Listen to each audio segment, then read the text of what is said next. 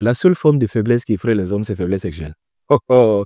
Quand il entend faiblesse sexuelle comme ça, il faut le voir en train de trembler. Il court partout en train de chercher des solutions, des produits pour se purger. Non, là, il panique. Parce que ça, c'est la forme de faiblesse. Non, on dit non, c'est que ça là. Vraiment, je suis plus un homme, c'est que je suis faible. Et pourtant, il y a beaucoup de formes de faiblesse. Il y a beaucoup d'autres formes de faiblesse contre lesquelles un homme doit lutter. Je vais citer quelques formes de faiblesse, vous allez vous rendre compte. Vous avez un homme qui est incapable d'avoir un avis qui est tranché. Un homme qui subit la vie. Un homme qui fait tout selon l'avis des gens est un homme faible. Il y a des hommes avec qui tu es, tout ce que tu entends là, c'est ce qu'il a colporté dehors. C'est-à-dire, il applique ce que ses amis disent, ce que ses parents disent, ce que sa maman dit, ce que son collègue dit, ce que son patron dit. Dans sa bouche, c'est tout ça. L'autre là m'a dit, l'autre a dit, lui l'a dit, l'autre a... Bon, toi-même, tu dis quoi?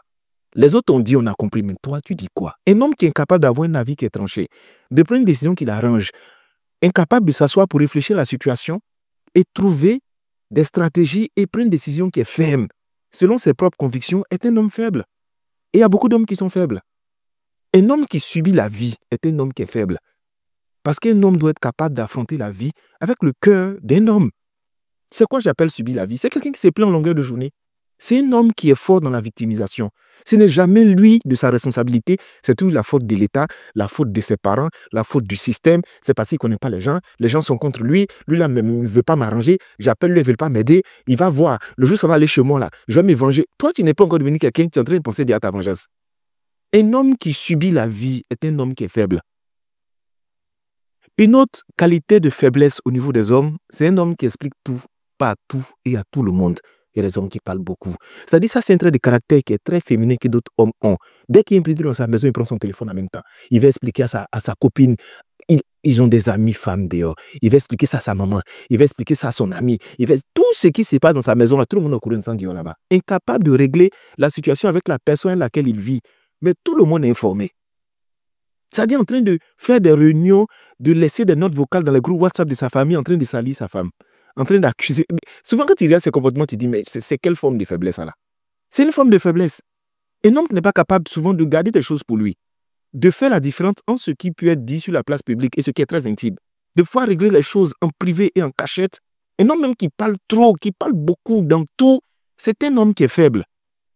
Parce qu'un homme qui est sérieux connaît le poids de la parole. Et il sait qu'on ne parle pas partout, on ne parle pas dans tout. Et on ne livre pas ses secrets comme ça partout. Il y a un peu de mystère autour de lui. Tu le vois, tu penses des choses, mais tu n'es jamais sûr. Ou tu penses qu'il est là-bas, il a déjà dépassé. C'est ça, un homme. Un homme qui se respecte, c'est ça. Aujourd'hui, on a des hommes qui sont tellement faibles. Un homme faible, c'est un homme qui est guidé par ses pulsions. C'est-à-dire un homme qui est incapable de se donner des limites à lui-même et de donner des limites autour de lui. Un homme qui est victime de son organe sexuel. Un homme qui est victime de ses pulsions et de ses émotions. Quand il est face à une situation, il ne peut plus se contrôler. C'est quand il finit de faire, qu'à la fin, il s'assoit et puis il regrette. Ça, c'est un homme qui est faible. Un homme qui est capable de dresser un protocole très sérieux dans sa maison et dans son entourage. Un homme à qui on peut dire tout ce qu'on veut, faire tout ce qu'on veut, sans craindre qu'il y ait une réaction, c'est un homme qui est faible. Un homme qui se respecte, il y a toujours une limite qu'il a tracée. Une limite qui est virtuelle, mais elle est mentale. Tu sais que si tu as franchi ça là, la sanction va venir. Il y a des hommes, tu ne peux pas les regarder pour les dire certaines choses. Tu peux même pas. Comment tu vas te placer même pour le traiter d'une manière? On a besoin aujourd'hui d'hommes qui sont forts. Et il y a tellement d'hommes qui ne font que traiter la faiblesse sexuelle, mais qui oublient que les autres formes de faiblesse sont autour. Un homme qui n'est pas spirituellement fort est un homme qui est faible. Et ça, il faut qu'on le dise. Un homme qui est incapable de prier. Un homme qui est capable de protéger spirituellement sa famille. Un homme sur qui on ne peut pas compter. Sur le plan financier, sur le plan spirituel, un homme qui est incapable de régler des problèmes est un homme qui est faible. Et on a beaucoup d'hommes qui sont faibles.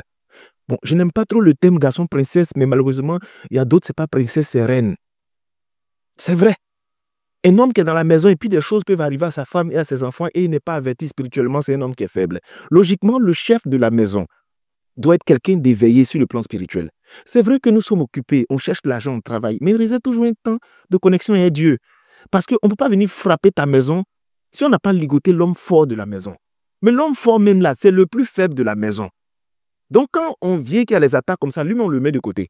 Il y a plein d'hommes là, c'est leur femme qui gère la prière dans la maison. Lui n'est pas capable de prier.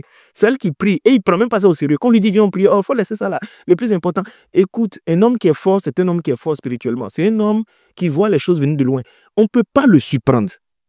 On a trop d'hommes faibles. Si cette société là est déséquilibrée aujourd'hui, c'est parce qu'on a beaucoup d'hommes qui sont devenus trop faibles.